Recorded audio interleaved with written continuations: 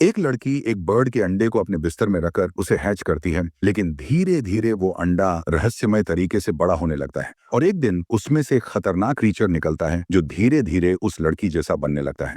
तो फिल्म की शुरुआत में हमें एक औरत को दिखाया जाता है जो अपने घर का व्लॉग शूट कर रही होती है। इस औरत का नाम सारा था और वो अपने पूरे परिवार को व्लॉग में दिखा रही होती है, जिसमें उसकी बेटी तानिया, बेटा मतियास और उसका पति शामिल होता है। और सारा अपने परिवार के साथ किस तरह खुशी से अपना जीवन गुजार रही है, ये सारी चीजें वो अपने व्लॉग में दिखाती है। और जैसे ही वो अपना व्लॉग खत्म करती है, घर में एक कौवा घुस जाता है जिसे पकड़ने के चक्कर में घर की कुछ कीमती चीजें टूट जाती हैं। लेकिन फिर भी तानिया चादर की मदद से कौवे को पकड़ने में सफल हो जाती है और जैसे वो उसे बाहर छोड़ने वाली होती है कि तभी सैरा आकर उस कौवे की गर्दन तोड़कर उसे मार देती है, जो देखकर तानिया को बहुत बुरा लगता है। और हम सैरा की असलियत जान पाते हैं कि जितनी अच्छी वो खुद को व्लॉग में दिखाती है, वो इतनी अच्छी असल में बिल्कुल भी नहीं है। जिसके बाद वो तानिया से कहकर कौवे को कचरे में फेंक देती है। लेकिन जब वो रात में सो रही थी तब उसे कुएं के चिल्लाने की आवाज सुनाई देती है, इसलिए तानिया उसे देखने कचरे के डिब्बे के पास आती है, लेकिन वो वहां नहीं होता। और तब उसे फिर से उसके चिल्लाने की आवाज जंगल में से सुनाई देती है, इसलिए वो जंगल की तरफ बढ़ने लगती है जहां वो बेचारा कौवा तड़प रहा होता है। और उसकी तकलीफ कम करने के लिए तानिया मजबूरन उसे पत्थर से मार के उसे आजाद कर देती है। तभी उसे वहां उस कौवे का अंडा दिखाई देता है। इसका मतलब कि वो एक फीमेल कौवा था। तानिया उस अंडे को घर के अंदर लेकर आती है और उसे अपने तकिए के नीचे रखकर उसे हैच करने लगती है, जिस तरह पक्षी अंडों पर बैठकर उसे हैच करते हैं। अगले दिन तानिया जब जिम्नास्टिक की प्रैक्टिस करके घर आती है तो उसे घर में इलेक्ट्रिशियन टीरो दिखता है जो उसकी माँ के साथ फ्लर्ट कर रहा था और तानिया को देखते ही वो वहां से चला जाता है। जिसके बाद सैरा तानिया के मुंह को बंद रखने के लिए उसे एक खूबसूरत ड्रेस गिफ्ट करती है और कहती है कि टीरो सिर्फ मेरा दोस्त है और 2 दिन के लिए मैं उसके साथ घूमने जा रही हूँ, लेकिन तुम इसके बारे में किसी को कुछ मत बताना। जिस पर ना चाहते हुए भी तानिया को मानना पड़ता है, क्योंकि सैरा की बात टालने की हिम्मत घर में किसी की भी नहीं है। जिसके बाद अगले दिन जब तानिया अंडे को देखती है तो वो हैरान हो जाती है, क्योंकि वो काफी बड़ा हो चुका था। इसलिए वो अपने टेडी को फाड़कर उसके अंदर अंडे को रख देती है। फिर अगले दिन तानिया की प्रैक्टिस देखने सैरा आती है, जहां तानिया से अच्छा प्रदर्शन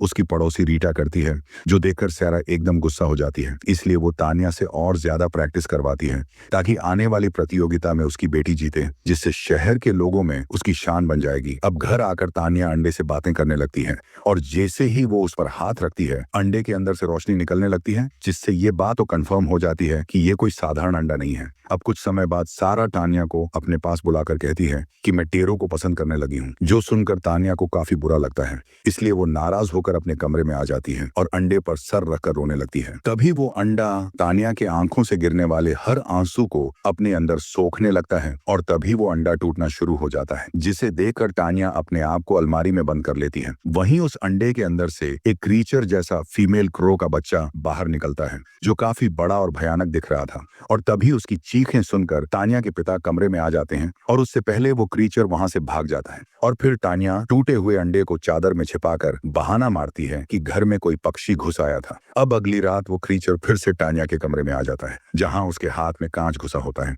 इसलिए तानिया उसके हाथ से कांच निकाल देती है और अब जैसी हरकतें तानिया करती है, वो क्रिएचर भी ठीक वैसे ही करता है, जिसे देखकर तानिया खुश हो जाती है। वो तानिया को ही अपनी माँ समझ रहा है, क्योंकि उसने उसे हैच किया था। जिसके बाद तानिया उसे नहलाकर अपने बेड के नीचे सुला देती है।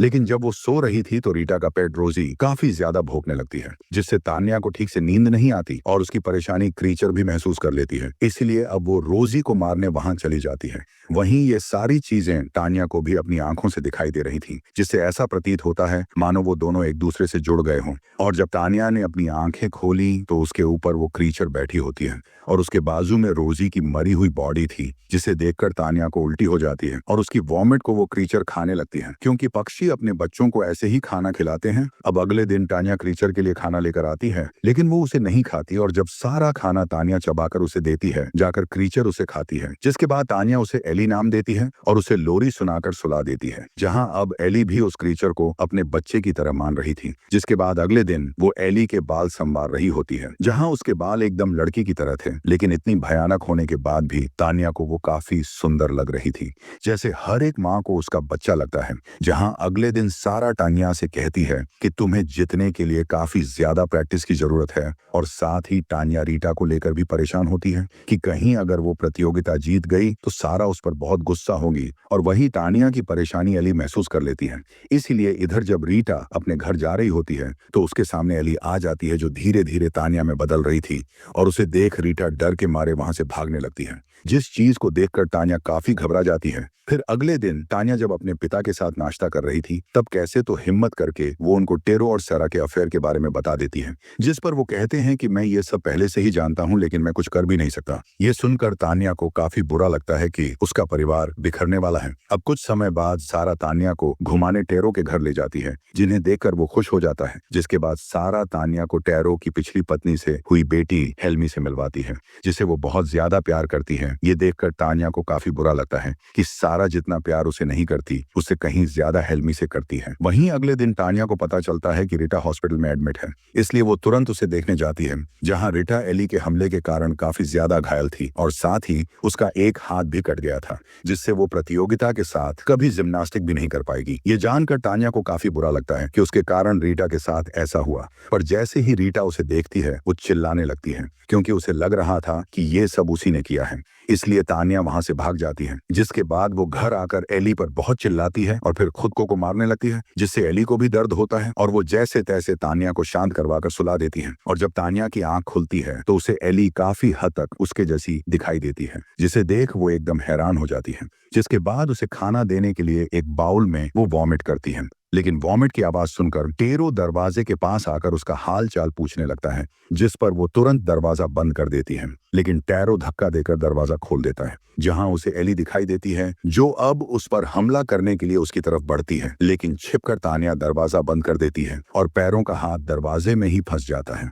और जैसे तैसे वो अपना हाथ छुड़ाकर तुरंत वहां से भाग जाता है। अब तानिया टेरो के पास जाकर उससे माफी मांगती है, जिस पर वो उसे माफ कर देता है, और तभी वहां सारा आके तानिया को प्रैक्टिस करने को कहती है, लेकिन वो ठीक से नहीं कर पाती, जिस पर फिर सारा उस पर चिल्लाती है और इसी वजह से हेल्मी रोने लगती है। लेकिन सारा इसका भी आरोप तानिया पर लगाकर कहती है कि सारी गलती तुम्हारी है, जिससे हेल्मी को परेशानी हुई। इसलिए क्रीचर को ये देखकर काफी बुरा लगता है, लेकिन ये चीज तानिया देख लेती है, जिसे देखकर वो घबरा जाती है कि कहीं एली हेल्मी को कोई नुकसान ना पहुंचाए। इसके बाद सारा तानिया को प्रतियोगिता के लिए ले जाती है, जहां तानिया को विजन आता है कि एली हेल्मी को कुल्हाड़ी से मारने जा रही है, और इसलिए वो समय रहते खुद के हाथ को फ्रैक्चर कर लेती है, जिससे एली के हाथ से कुल्हाड़ी नीचे गिर जाती है। और तब वहां टेरो आ जाता है, जिसे देखकर एली वहां से भाग जाती है। वहीं तानिया भी फ्रैक्चर के कारण प्रतियोगिता में भाग नहीं ले पाती। इसीलिए सारा एकदम गुस्से में तानिया के साथ टेरो के घर आती है, लेकिन वो उन दोनों को घर के अंदर आने नहीं देता। वो सारा को समझाता है कि तानिया का दिमाग खराब है और वो मेरी बेटी को नुकसान पहुंचाना चाहती है, मैं अपनी बेटी की जान खतरे में नहीं डाल सकता। लेकिन सारा कहती है कि ऐसा कैसे हो सकता है, ये तो हर समय मेरे साथ ही थी। लेकिन टेरो उसकी एक नहीं सुनता और उन्हें वहां से भगा देता है, जिस पर सारा और भी गुस्सा हो जाती है। इसलिए वो कार में अपना सिर गुस्से में पटक कर घर के लिए निकल जाती है। अब अगले दिन तानिया बाथरूम में अपने बाल संवर रही होती और तभी उसके कमरे में सारा चली जाती है, जो एली को तानिया समझकर उसे कहती कि मेरे साथ बाहर चलो, मुझे कुछ काम है। जिसके बाद वो उसके बाल ठीक करने लगती है, लेकिन गुस्से में वो इतनी जोर से कंघी चलाती है कि बालों के साथ एली की चमड़ी भी उखड़ जाती है। ये देखकर एली सारा पर हमला कर देती है, लेकिन सही समय पर वहां तानिया आकर उसे बचा लेती है। अब दो तानिया को देखकर सारा एकदम चौंक जाती है। वहीं तानिया चिल्लाकर एली को वहां से जाने को कहती है, जिस पर वो इतने जोर से रोती है कि उसके दोनों गाल फट जाते हैं। जिसके बाद वो वहां से चली जाती है। तानिया सारा को बताती है कि मैंने हैच करके इसे बड़ा किया है,